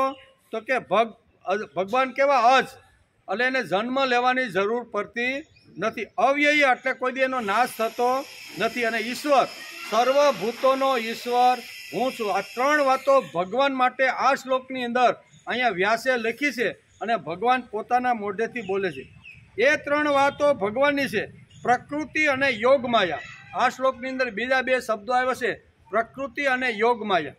પ્રકૃતિ અને યોગ માયા એ 2 વાતો ભગવાનની શક્તિની છે. કે આ 3 વાતો ભગવાનની અને 2 વાતો છે ભગવાનની જે શક્તિ છે. યોગ માયા કોની શક્તિ છે? ભગવાનની. તેથી અહીંયા શું કહેવાય, અહીંયા મથુરાની જેલની અંદર જે વખતે શું કહેવાય વસુદેવ ને દેવકી જ્યારે જેલ હવાલે હતા અને એમાંથી જ્યારે 8મું સંતાન જ્યારે ઉત્પન્ન થયું અને યોગ માયાના બળથી આકાશમાં શું કહેવાય એ છોકરી જે જન્મી હતી વૈદિક નહીં, એ યોગ માયા કહેવાય. શું કહેવાય? એ યોગ માયા. જેવો અહીંયા કંસ અહીંયા આવી અને જેલમાંથી પોતાની બેન પાસેથી જ્યારે બાળકને ઝૂંટવાની વાત કરે છે ને, ત્યારે હાથમાંથી એ બાળકી લઈ અને જ્યારે ભીત ઉપર પછાડવા જાય છે ને, તો યોગ માયાના બળથી એ આકાશની અંદર વહી ગઈ. વાત કરે છે. કઈ 2 વાતો છે? તો કે પ્રકૃતિ અને યોગ માયા. એ 2 ભગવાનની શક્તિ છે. અહીંયા અજ, ઈશ્વર અને અવ્યય એ ભગવાન પોતે છે. એટલે 6 વાતો જે કીધી ને, 3 + 2 એટલે કેટલી થાય? 5. અને એક વાત ભગવાનના પ્રગટ થવાની છે કે હું સમયે સમયે પ્રગટ થાઉં છું. કીધું ને કે પ્રગટ થાઉં છું, એટલે સંભવામી એટલે પ્રગટ થવું. એટલે કે હું આ 6 વાતો આ શ્લોકની અંદર છે. એ 6 વાતોને આજે આપણે સમજવાનો પ્રયત્ન કરવો જોઈએ. તેથી કહે છે કે હું અવિનાશી સ્વરૂપ એટલે કે અજન્મા છતાં પણ સર્વભૂત પ્રાણીઓનો ઈશ્વર હોવા છતાં પણ મારી પ્રકૃતિને આધીન કરીને એટલે કે આત્મ માયા વડે હું પ્રગટ થાવ છું. એમ ભગવાને ખુલ્લું અર્જુને કીધું. આ શ્લોકમાં અર્જુનની બુદ્ધિમત્તા પણ દેખાય છે. પ્રત્યેક ઠેકાણે અર્જુન શંકા બોલી દેખાડે નહીં, પણ જ્યાં જ્યાં એના મનની અંદર શંકાઓ ઊભી થાય છે ત્યાં જોતે ભગવાનને પ્રશ્ન કરે. બધી જગ્યાએ પ્રશ્ન કરતો નથી. ભગવાન જે બોલે છે, ભગવાનના મુખારવિંદમાંથી ગીતાના જે સૂર નીકળે છે ને, એ સૂર 17 એકાગ્ર ચિત્તે સાંભળે છે. સાંભળતા સાંભળતા જ્યાં એને શંકા ઊભી થાય ત્યાં જ એ પ્રશ્ન પૂછે. બધી જગ્યાએ પૂછતો નથી. એમ કે દેખાય છે પ્રત્યેક ઠેકાણે અર્જુને શંકા પોતે દેખાડી નહીં, પરંતુ હમણાં તો અર્જુન ભગવાનને બરોબર પકડ્યા છે. આ શ્લોકની અંદર ભગવાને અર્જુનને બરોબર પકડ્યા છે. શા માટે? તો કે ભગવાન શ્રી કૃષ્ણ ભગવાન તરીકેનું રહસ્ય ખોલવા માટે અહીંયા અર્જુન ભગવાનને બોલવા માટે આ રીતનું કરે છે. ધન્ય છે તે અર્જુન કે જેણે આખી દુનિયાનું વસ્ત્રહરણ કરવાળા ભગવાનનું વસ્ત્રહરણ કરી નાખ્યું. ભગવાન શ્રી કૃષ્ણે આખી દુનિયાનું વસ્ત્રહરણ કર્યું જ નહીં.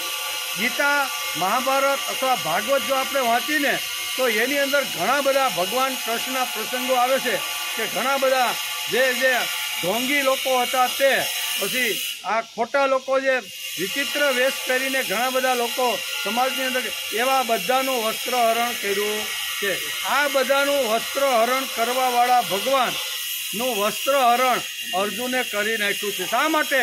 ભગવાનને કેવું નહોતું હું તો શ્રી કૃષ્ણ તરીકે, મામા ફૂઈના ભાઈ તરીકે, સખા તરીકે અને ભક્ત તરીકે તારી સાથે આપણા બેની પાકી દોસ્તી છે. પણ આંગળી મોઢામાં નાખી અને અર્જુનને બોલાવ્યા કે તમારા અને મારા બે તમે જન્મની જે વાત કરો છો એ તો હામાં ઊભા છે, તો તમે આ યોગ સૂર્યને કેવી રીતનો કીધો એ મારી બુદ્ધિમાં ઉતરતું નથી. આ બુદ્ધિમાં ન ઉતરે અને અર્જુનનો પ્રશ્ન હતો. તેથી અર્જુનને ભગવાન અહીંથી શરૂઆત કરે છે. ભગવાનને બોલવું નથી, ભગવાનને પ્રગટ થવું નથી. ભગવાન તરીકે આ સૃષ્ટિમાં હું શા માટે આવું છું એ કેવું નથી અત્યારે, પછી કહેવાના, પણ અત્યારે કેવું નથી. પણ અર્જુનના પ્રશ્નથી ભગવાનને આ બધી વાત પ્રગટ કરવાનું અહીંયા થાય છે. તેથી ધન્ય છે તે અર્જુન કે જેણે આખી દુનિયાનું વસ્ત્રહરણ કરવાવાળા ભગવાનનું પણ વસ્ત્રહરણ કરીને કૃષ્ણ કોણ છે તે દેખાડ્યું છે.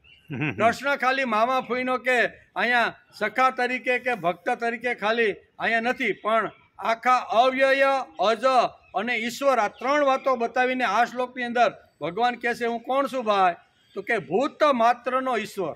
આ શ્લોકમાં શું કહે છે?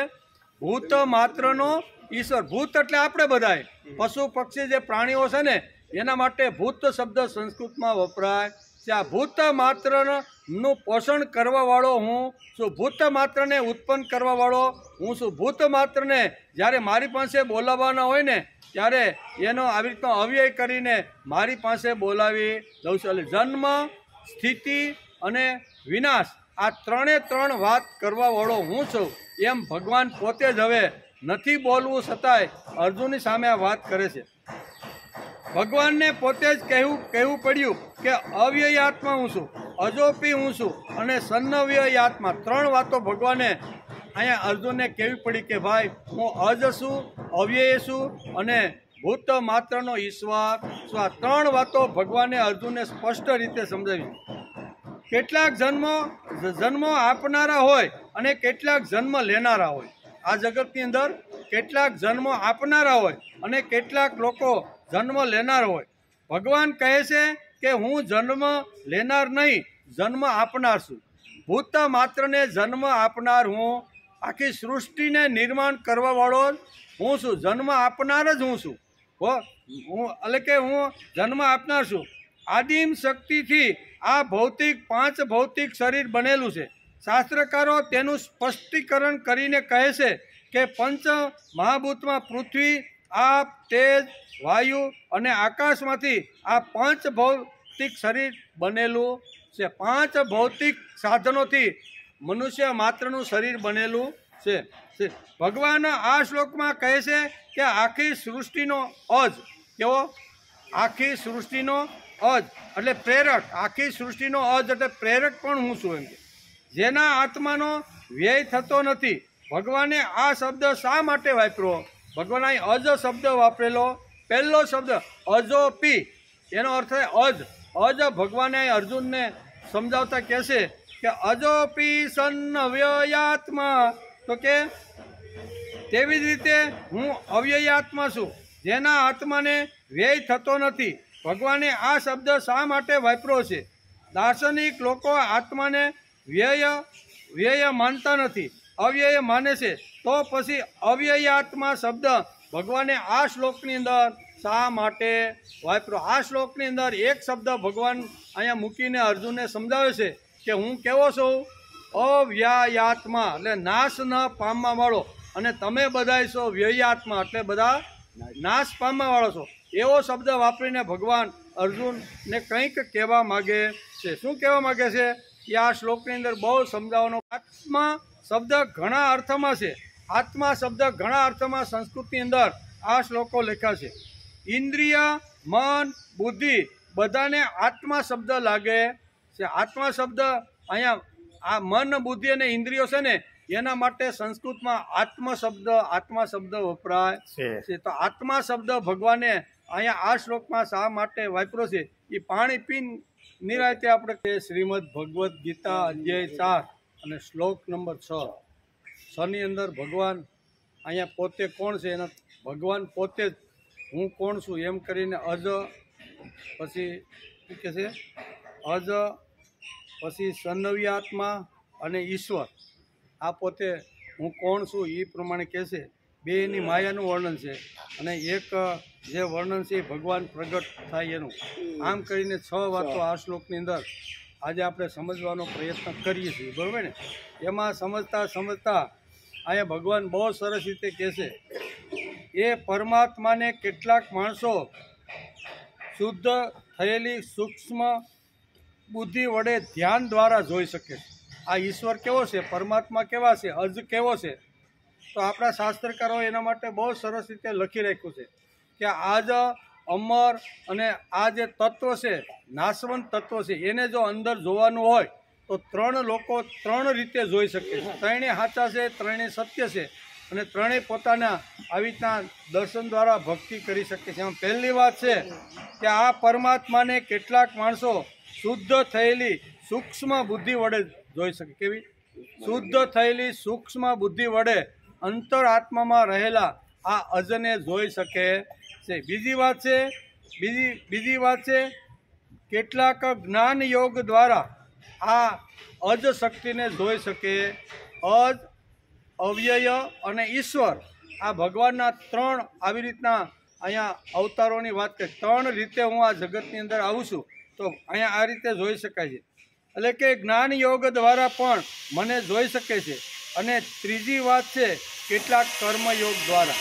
એટલે જ્ઞાન યોગ દ્વારા, કર્મયોગ દ્વારા અને ધ્યાન યોગ દ્વારા આ ત્રણે ત્રણ રીતે ભગવાનને જોઈ શકાય છે. ત્રણેય જો આ રીતનું કોઈ ત્રણમાંથી એક વાત લઈને જો સમાજમાં ફરતા છે ને તો એ પણ અજ, અવ્યય અને ઈશ્વરને બરોબર અંતરાત્મામાં રહેલા ભગવાનને જોઈ શકે છે. એ કે જીવ જન્મ લે છે તેથી મરણ પામે છે.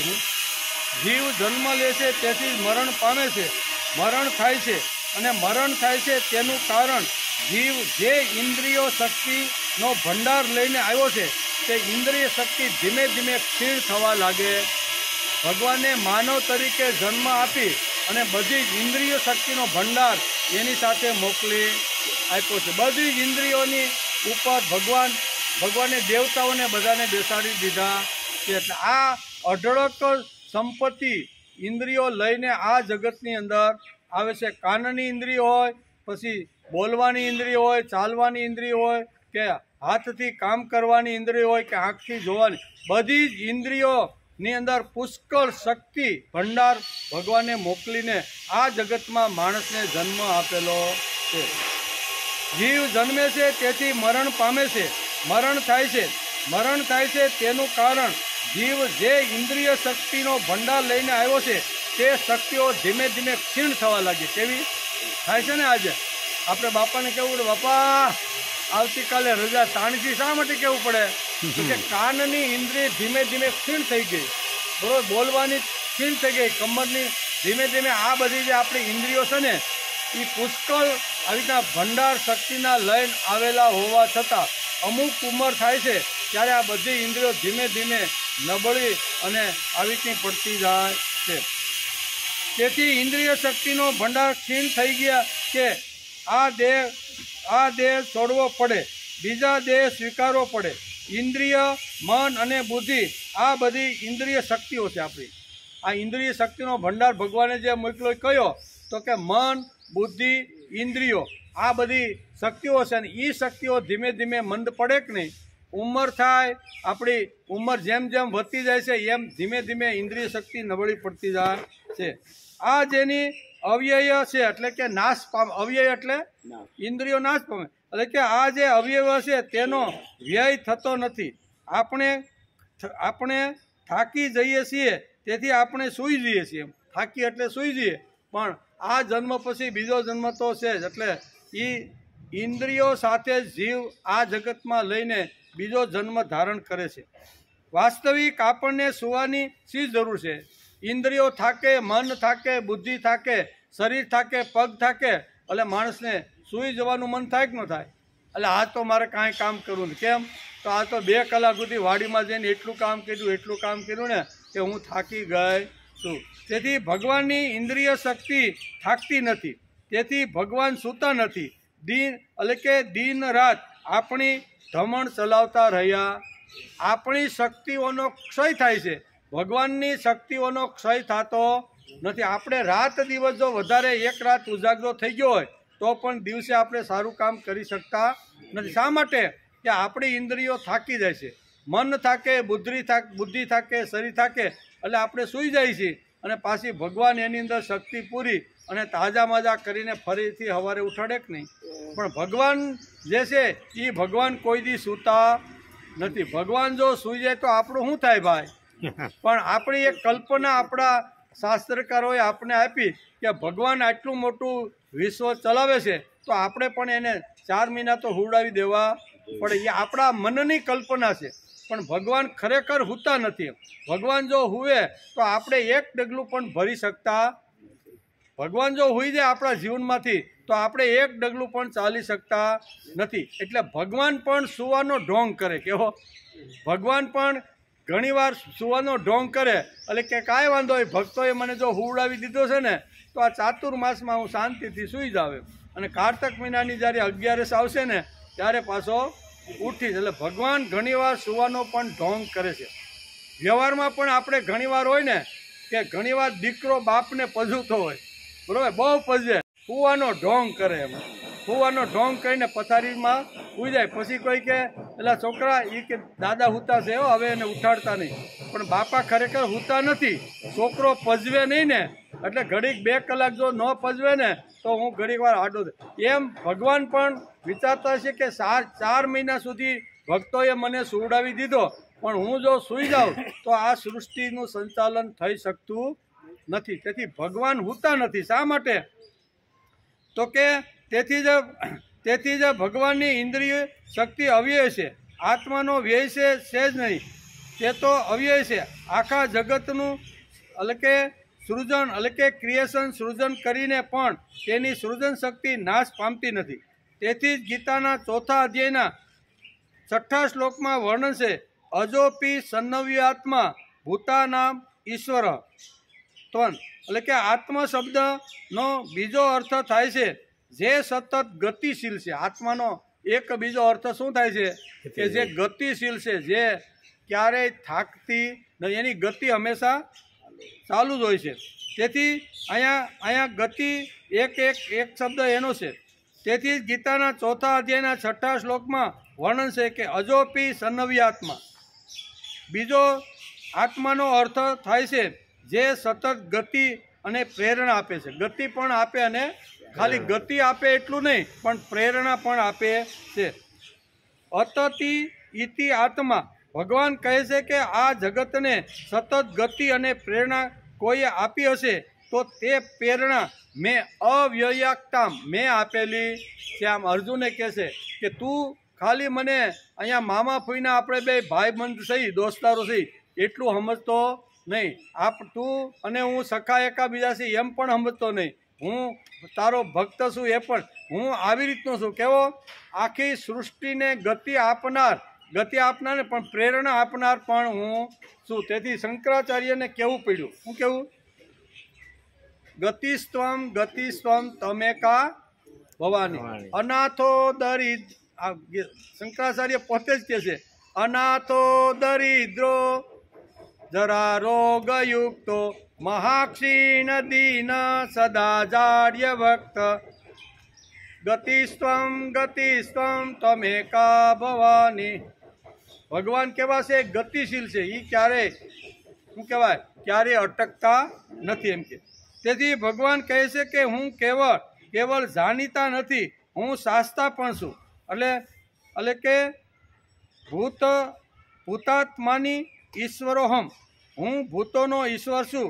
આ મુક્તનું વર્ણન ભગવાને કર્યું. બદ્ધ અને મુક્તની 2 વાતો જેમ ભગવાને સમજાવવાનો પ્રયત્ન કર્યો, આ મુક્તની વાત ભગવાને કરી છે.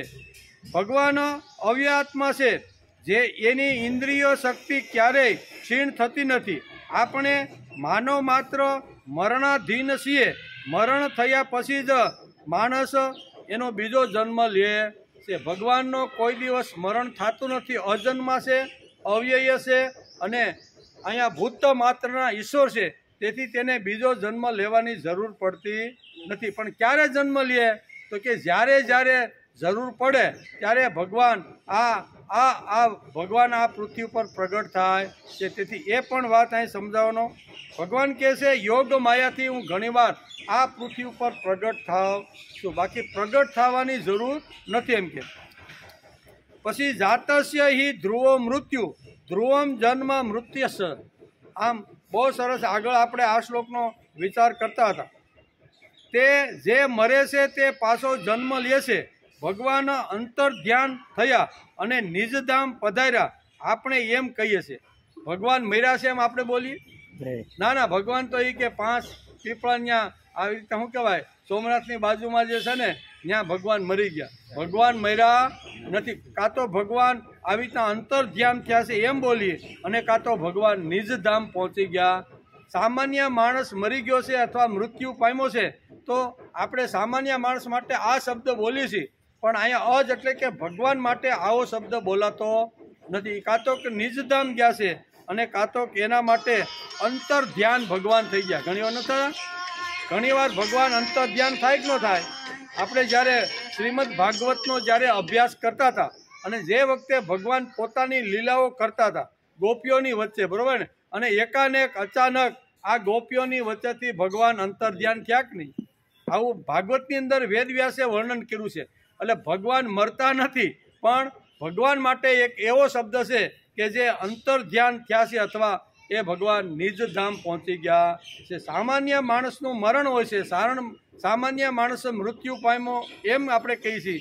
સામાન્ય માણસની આવી તિથિ આપણે એવું બધું આપણે સામાન્ય માણસ માટે આ શબ્દો વપરાય છે, પણ પ્રભુ માટે ભગવાન માટે આ શબ્દો વપરાતા નથી એમ કે.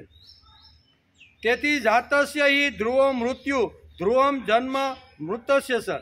જે મરે છે તે પાછો જન્મ લે. ભગવાન અંતર ધ્યાન થયા, નિજધામ પધાર્યા એમ આપણે વારંવાર બોલીએ છીએ અથવા ભગવાનને લીલા કરી એમ બોલીએ છીએ. ભગવાન માટે આ બધા અલગ અલગ શબ્દો છે. પ્રભુ છે ને પ્રભુ માટે આટલા શબ્દો ઘણીવાર આપણે સમાજમાં વાપરતા હોઈએ. અથવા ભગવાનને લીલા કરી છે એમ આપણે કહીએ છીએ. આવી રીતે આપણે જુદા જુદા શબ્દો પ્રભુ અને ભગવાન માટે વાપરીએ છીએ. માણસ માટે તો આ શબ્દ નથી એમ કે. સૌરાષ્ટ્રમાં કૃષ્ણ ભગવાન મર્યા એમ આપણે બોલતા નથી. ભગવાન ક્યાં મર્યા કોઈ પૂછે ક્યાં ભાઈ એમ મર્યા એમ બોલમાં નિજધામ પહોંચ્યા છે એમ બોલ એમ. ખરેખર સૌરાષ્ટ્રમાં ભગવાન નિજધામ અથવા અંતરધામ સૌરાષ્ટ્રની ભૂમિ ઉપરથી થયા છે એવું આપણે આજે બોલીએ છીએ. કોઈ આઈનો માણસ કે તમારે તો ભગવાન એ કે સૌરાષ્ટ્રમાં મર્યા ને, એ મર્યા ભગવાન માટે શબ્દ નથી. એ ભાષા આપણી નથી. એ ભાષા આવી ખરાબ ભાષા આપણે બોલતા નથી. અથવા ભગવાનને લીલા કરી છે એમ આપણે કહીએ છીએ. આવી રીતે આપણે જુદા જુદા શબ્દો વાપરીએ છીએ. સૌરાષ્ટ્રમાં કૃષ્ણ ભગવાન એટલે કે કૃષ્ણ ભગવાન મર્યા આપણે બોલતા નથી. તે સભ્ય ભાષા નથી. કેવી અસભ્ય ભાષા. ભગવાન મર્યા ભાઈ એ અસભ્ય ભાષા નથી. કૃષ્ણનો દેહોસર્ગ થયો એટલે કે આ જગ્યાએ તેમણે દેહ ફેંકી દીધો એમ આપણે બોલીએ છીએ. બરોબર. યાદવ વંશાવળીનું વર્ણન કરતા વેદવ્યાસ શ્રીમદ ભાગવતમાં લખે છે કે અહીંયા ભગવાને જ્યારે જોયું કે હવે કળિયુગ ધીમે ધીમે પ્રવેશ થઈ રહ્યો છે, મારા દીકરાઓએ તો ન કરવાના ઘણા બધા કામો કર્યા છે, એટલે એને હિસાબે આ સૃષ્ટિનો નાશ નક્કી થવાનો છે અને સૃષ્ટિ પ્રલયકાળ સુધી પહોંચે એ પહેલાં મારે નિજધામ પહોંચી જવું જોઈએ. તેથી ભગવાન અહીંયા દ્વારકા છોડીને ક્યાં આવ્યા? સોમનાથની અંદર પ્રાચીન પીપળાની નીચે બેઠા વિચાર કરે છે કે હજી મારે ઘણા લોકો આગલા જન્મમાં જે કાંઈ ઋણ લઈને આવ્યો હતો ને એ ઋણ હજી મારે ચૂકવવાનું બાકી છે. જે ભીલે મને આવી રીતનો મેં શું કહેવાય ભીલને મેં જેવી રીતનો માર્યો હતો એણે મને પણ મારવો જોઈએ કે નહીં? એટલે ભગવાન શાંતિથી વિચાર કરે છે કે મારે આવી રીતનું કરવાનું છે. તેથી ભગવાન લીલા કરવા માટે અથવા નિજધામ જવા માટે અથવા અંતર ધ્યાન થવા માટે દ્વારકા છોડી અને અહીંયા 5 પીપળા આપણે કહીએ ને કે અહીંયા સોમનાથની અંદર આવેલા છે પ્રાચીના પીપળે. તેથી તે એટલે કે સૌરાષ્ટ્રમાં કૃષ્ણ મર્યા તેમ આપણે બોલતા નથી. તે સભ્ય ભાષા નથી. કૃષ્ણનો દેહોત્સર્ગ થયો એટલે કે આ જગ્યાએ તેમણે દેહ ફેંકી દીધો એમ આપણે કહીએ છીએ કે આ જગ્યાએ ભગવાને દેહને ફેંકી. તે એટલે કે તે મહતા નથી. તેથી તેમને જન્મ નથી.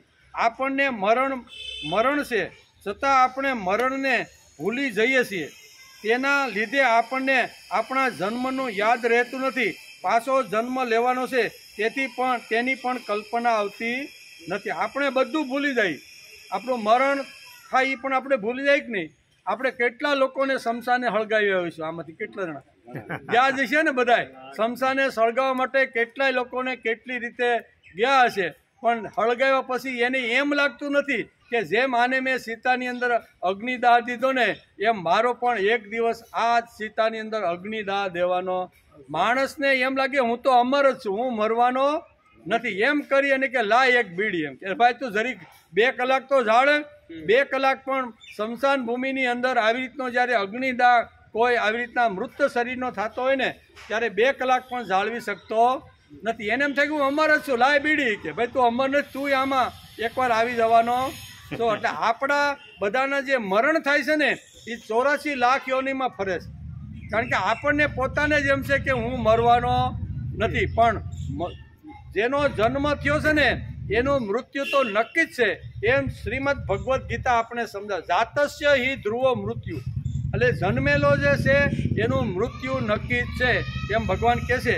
પણ આપણને ઘણીવાર આવી રીતનું લાગે છે કે હું તો અમર પટ્ટો બાંધીને આવ્યો છું. કેટલાય લોકોને સળગાઈ એવા, કેટલાને અગ્નિદાહ દીધો, કેટલાને ઘણું બધું કર્યું, પણ એને એમ થાય કે હું તો મરવાનો નથી. મહાભારતમાં એક સુંદર મજાનો પ્રસંગ વ્યાસે લખ્યો, બહુ જબરદસ્ત પ્રસંગ છે, વાંચવા જેવો છે. ઘેરે મહાભારત હોય તો વાંચી લેજો, નહીતર આપણે થોડો ઘણો એને સમજવાનો પ્રયત્ન કરીશ. આખો પ્રસંગ આપણે લઈ શકીએ નહીં, કારણ કે સમયની આપણી બધાની મર્યાદા છે.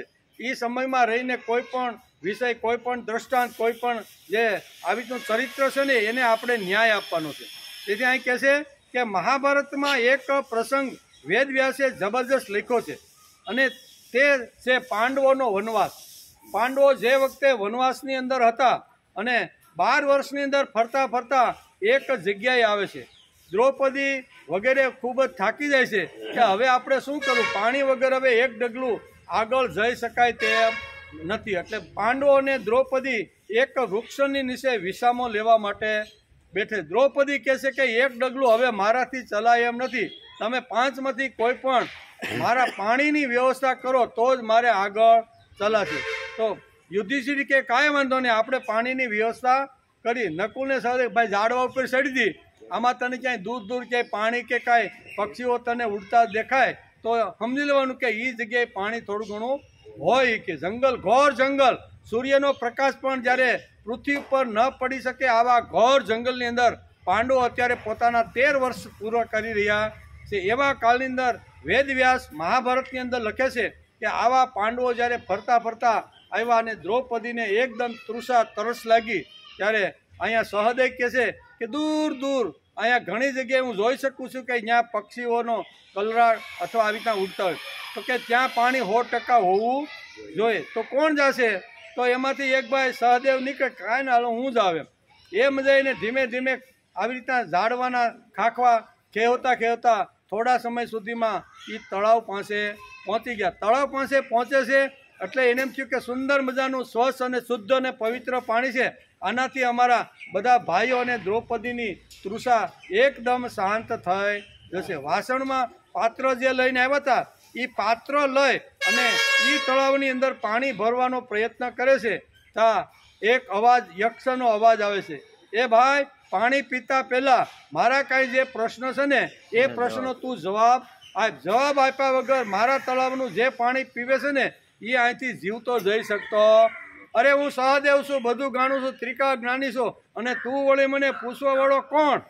એમ કરી અને અહીંયા થોડો અહમ આવ્યો તો એટલે ઘડો ભરવા માટે જાય છે, પણ યક્ષ એને મૂર્છિત કરી દે છે. થોડો સમય વાર્તા લાંબી છે, પણ આવી રીતના બધા વારાફરતી એક પછી એક બધા, પછી નિકુળ આવે છે, પછી અર્જુન આવે છે, ભીમ આવે છે, આવી રીતના બધા આવે છે, અને છેલ્લે યુધિષ્ઠિર આવે છે. ત્યાં ઘણા સમયથી પાણી ભરવા માટે બધા ભાઈઓ ગયા, પણ બધા જ ભાઈઓએ આવી રીતનો બધાને યક્ષએ કીધું કે મારું પાણી ભરતા પહેલાં મારા પ્રશ્નનો જવાબ તમારે આપવાનો છે. કોઈએ થોડોક અહંકાર, કોઈ ગદા ભીમ પાસે હતી ને, હવે તું મને કોણ પૂછતું? એમ થયું મારી પાસે ગાંડી છે, આ ગાંડીના ટંકરા મેં કોઈ હલી શકતું નથી, તું એમ કહીને બધાએ પોતપોતાની શક્તિનો આવો પ્રયોગ કર્યો. યક્ષએ બધાને મૂર્છિત કરી. 4માંથી એકેય ન આવ્યા એટલે યુધિષ્ઠિરને દ્રૌપદીને ચિંતા થવા. ઘણા સમયથી વારાફરતી બધા ભાઈઓ ગયા અને કોઈ ભાઈ આવ્યો નહીં. તેથી અહીંયા યુધિષ્ઠિર કે હાલો હું જોવા જાઉં. ધીમે ધીમે ધીમે એ ત્યાં પહોંચે છે તો ત્રણેય ભાઈઓને અહીંયા તળાવના કાંઠે આવી રીતના પડેલા, સરોવરને કાંઠે પડેલા જોવે છે. અને એ વખતે થયું બીજું જે થયું હોય તે, આ મૂર્છિત થયા છે કે કોઈ આના ઉપર પણ ઘા કાંઈ દેખાતા કોઈએ જો ઘા મારીને મારા ભાઈઓને જો ખતમ કરી નાખ્યા હોય તો ઘા તો કોઈના શરીરમાં નથી. પણ એ બધી વાત પૂછી, પણ દ્રૌપદી અત્યારે તરસથી તરફડતી રહેલી છે. તેથી પહેલાં મારે એને પાણી પૂરું પાડવું જોઈએ, પછી આ શું બન્યું છે ને એ પાછો આવીને બધું હું પાછું પૂછીશ. એમ કરી અને ઘડો લઈ અને આ શું કહેવાય સરોવરમાંથી પાણી ભરવાનો પ્રયત્ન કરે છે.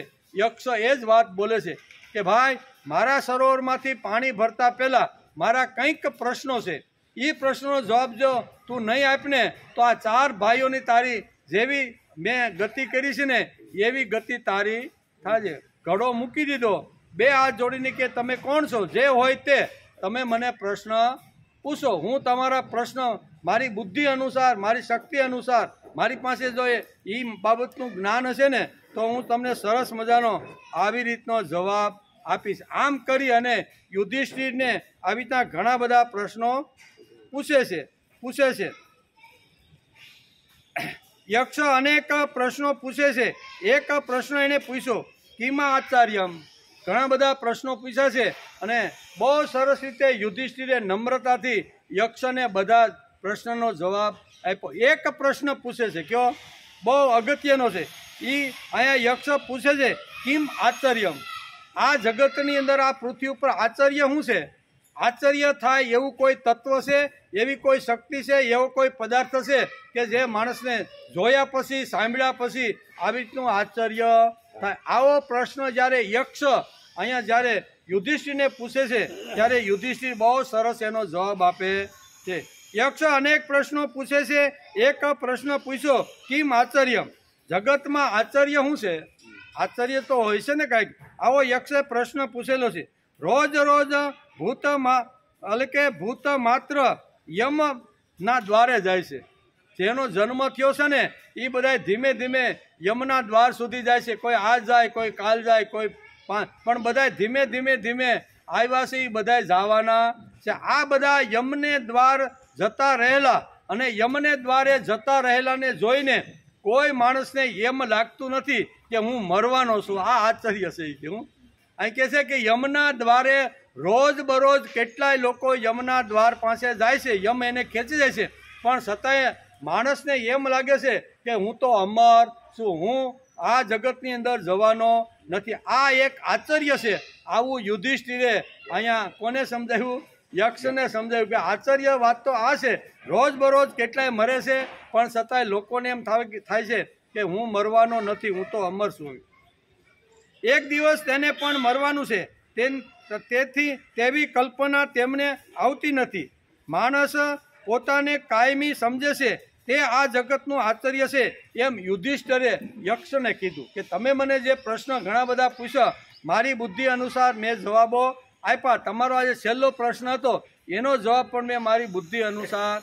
આશ્ચર્ય તો આ જ છે, જાય છે પણ કોઈને એમ લાગતું નથી કે મારે જવું છે. એમ કે આપણે મરણાધીન છીએ અને ભગવાન અજ છે. કેવા? આપણે કેવા છીએ? આપણે મરણાધીન છીએ અને ભગવાન અજ છે. આપણે વ્યયાત્મા છીએ અને ભગવાન અવ્યયાત્મા છે. એટલે કે બધા માણસો વ્યયાત્મા અને મુક્ત આત્મા અવ્યય આત્મા છે. એટલે બદ્ધ અને મુક્તની જે ભગવાને પ્રથમ જે વાત કરી હતી એનો વિચાર અત્યારે અહીંયા વેદવ્યાસ આવી રીતના સરસ મજાનું ગૂંથણ કરી અને સમજાવે છે અને ભગવાન એના મોઢેથી બોલે છે. તેથી અહીંયા યક્ષ ખૂબ રાજી થાય છે કે તે મારા પ્રશ્નો બરોબર જવાબ આપ્યો. ત્યારે યુધિષ્ઠિર કે તમે કોણ છો? એ કે તમે મારી સામે પ્રગટ થાઓ. અને પછી યક્ષ રાજી થાય છે કે તમે મારા બહુ સરસ પ્રશ્નના જવાબ આપ્યા છે. હવે તમને હું એક આવી રીતનું વરદાન આપું છું કે તમે તમારા 4 ભાઈઓમાંથી કોઈને એક જીવિત કરવાનું વરદાન તમે મારી પાસેથી માગો. 4 ભાઈઓ તો અહીંયા શું કહે તળાવને કાંઠે બરોબર મૂર્છિત થઈને પડેલા છે. ત્યારે યુધિષ્ઠિર વિચાર કરવાની વાત તો કરી છે, એક જ વરદાન માગવાની વાત કરી છે, તો મારે કયા ભાઈને જીવતો કરવો? આમ કરીને વિચાર કરીને યક્ષને કહે છે કે હું, અર્જુન અને ભીમ એ 3 દીકરાઓ તો કુંતી માતાના સહી, એમાં 2 આ યમ દ્વારે પહોંચી ગયા છે. હું તો એક જીવિત છું, પણ માદ્રી માતાના બંને પુત્રો યમના દ્વાર પાસે પહોંચી ગયા છે. તેથી હે યક્ષ રાજા, તમારે મને જો વરદાન આપવાનું હોય ને તો મારા સહદેવને તમે જીવિત કરો. યક્ષ પાછો પ્રશ્ન પૂછે છે કે જે શક્તિશાળી છે, જે બળવાન છે, જેના ગાંડીથી આખી પૃથ્વી ધ્રુજી ઉઠે છે, એને જીવતો કરવાનું કેમ ન કીધું? અરે ભીમની ગદા હાથમાં લઈને જ્યારે કહે ને, ત્યારે 1000 હાથીનું બળ જેના કાંડામાં છે એ તમને ઉપયોગી થાય. એ જ્યારે કાંઈ તમે સંકટમાં હશો ને ત્યારે આવા બંને ભાઈઓ તમને મદદ કરે. એને તમે ન માગતા આ સહદેવ જોશી મહારાજને કેમ તમે માગ્યો? અને એ વખતે અહીંયા જે યુધિષ્ઠિર જે યક્ષને જે જવાબ આપે છે ને એ સાંભળવા જેવો છે. એ શું કહે છે કે મારી માતાના અમે 3 દીકરા છીએ, 3માં હું જીવિત છું, પણ માદ્રી માતાના બંને સંતાનો અત્યારે મૃત્યુના ખોળામાં જઈને બેઠા છે. તેથી એક કુંતી માતાનો હું અને માદ્રી માતાનો સહદેવ, એટલે અમે 2 ભાઈઓ જીવિત રહેશું. ત્યારે યક્ષ ખૂબ ખુશ થઈ જાય છે અને બધા જ ભાઈઓને વારાફરતી સજીવન કરે છે. આ પ્રસંગ મહાભારતની અંદર લખ્યો છે. એનો અર્થ એવો થાય છે કે આ શ્લોકની અંદર ભગવાન આપને આ સમજાવે છે કે અહીંયા, કારણ કે અહીંયા આશ્ચર્ય શું છે એવો પ્રશ્ન પૂછ્યો ત્યારે દરેક માણસને, ઘણા લોકોને સ્મશાન ભૂમિમાં અગ્નિ સંસ્કાર કરવા માટે ઘણા લોકો ખંભે પંજા નાખીને ગયા છે, પણ એને તો એમ લાગે છે કે હું જવાનો નથી. આ આશ્ચર્યમાં આશ્ચર્ય વાત જે હતી એ યુધિષ્ઠિરે સમજાવી. આ શ્લોકમાં ભગવાન કહે છે કે હું જે આવું છું ને તે કેવી રીતે આવું છું. સ્વામ પ્રકૃતિ અધિષ્ઠામ એક શબ્દ આ વાપર્યો છે. કોઈના કહેવાથી કે કોઈના ધક્કાથી આવતો નથી. હું મારી જાતે જ પ્રગટ થાવ, હું આવું છું એ મારી જાતે જ પ્રગટ થાવ છું કે. તેથી આ 4થા અધ્યાયના 6થા શ્લોકમાં, આ શ્લોકમાં 6 વાતોનું સર્જન ભગવાને કર્યું છે. અજ, અવ્યય અને ઈશ્વર, આ 3 સર્જન ભગવાનના છે. પ્રકૃતિ અને યોગમાયા એ 2 વાતો ભગવાનની શક્તિઓ છે અને એક વાત ભગવાનના પ્રગટ થવાની છે. તેથી આ શ્લોકોમાં 6 મહત્વની વાતો ભગવાને આપણે લખી છે અને આપણે બુદ્ધિ પ્રમાણે એને સમજવાનો પ્રયત્ન કર્યો છે. આ શ્લોકમાં ભગવાન વ્યક્ત થયા છે. બદ્ધ અને મુક્ત બંનેનો પુનર્જન્મ ભગવાને સાબિત કરી દેખાડ્યો છે. પરંતુ પુનર્જન્મ લે છે તે કર્મની પરંપરાથી લે છે. પુનર્જન્મ લે છે એ પરંપરાથી લે છે, વાસનાથી પરંપરાથી લે છે. ભગવાન શા માટે જગતમાં આવે છે તે હવે 7 અને 8માં 2 શ્લોકમાં ક્લિયર કટ ભગવાને કહી દીધું શું કે હું આ જગતમાં શા માટે આવું છું. એ 7 અને 8 યદા યદા ઈ ધર્મસ્ય ગ્લાનિર્ભવતિ એમ કરીને 7 અને 8મા શ્લોકમાં ભગવાને પોતાને આ જગતની અંદર પ્રગટ થવાનું, આ જગતની અંદર આવવાનું શા કારણો છે ને એ 2 શ્લોકની અંદર ભગવાને સમજાવવાનો પ્રયત્ન કર્યો છે. પણ આપણો ટાઈમ પૂરો થઈ ગયો. આવતીકાલે આપણે આવીશું ત્યારે આ બંને શ્લોકો યદા યદા ઈ ધર્મસ્ય ગ્લાનિર્ભવતિ ભારત, ભગવાન શા માટે આ જગતની અંદર આવે છે એનું સ્પષ્ટીકરણ અર્જુનને ભગવાન સમજાવે છે. તેનો વિચાર આપણે આવતીકાલે, બરોબર.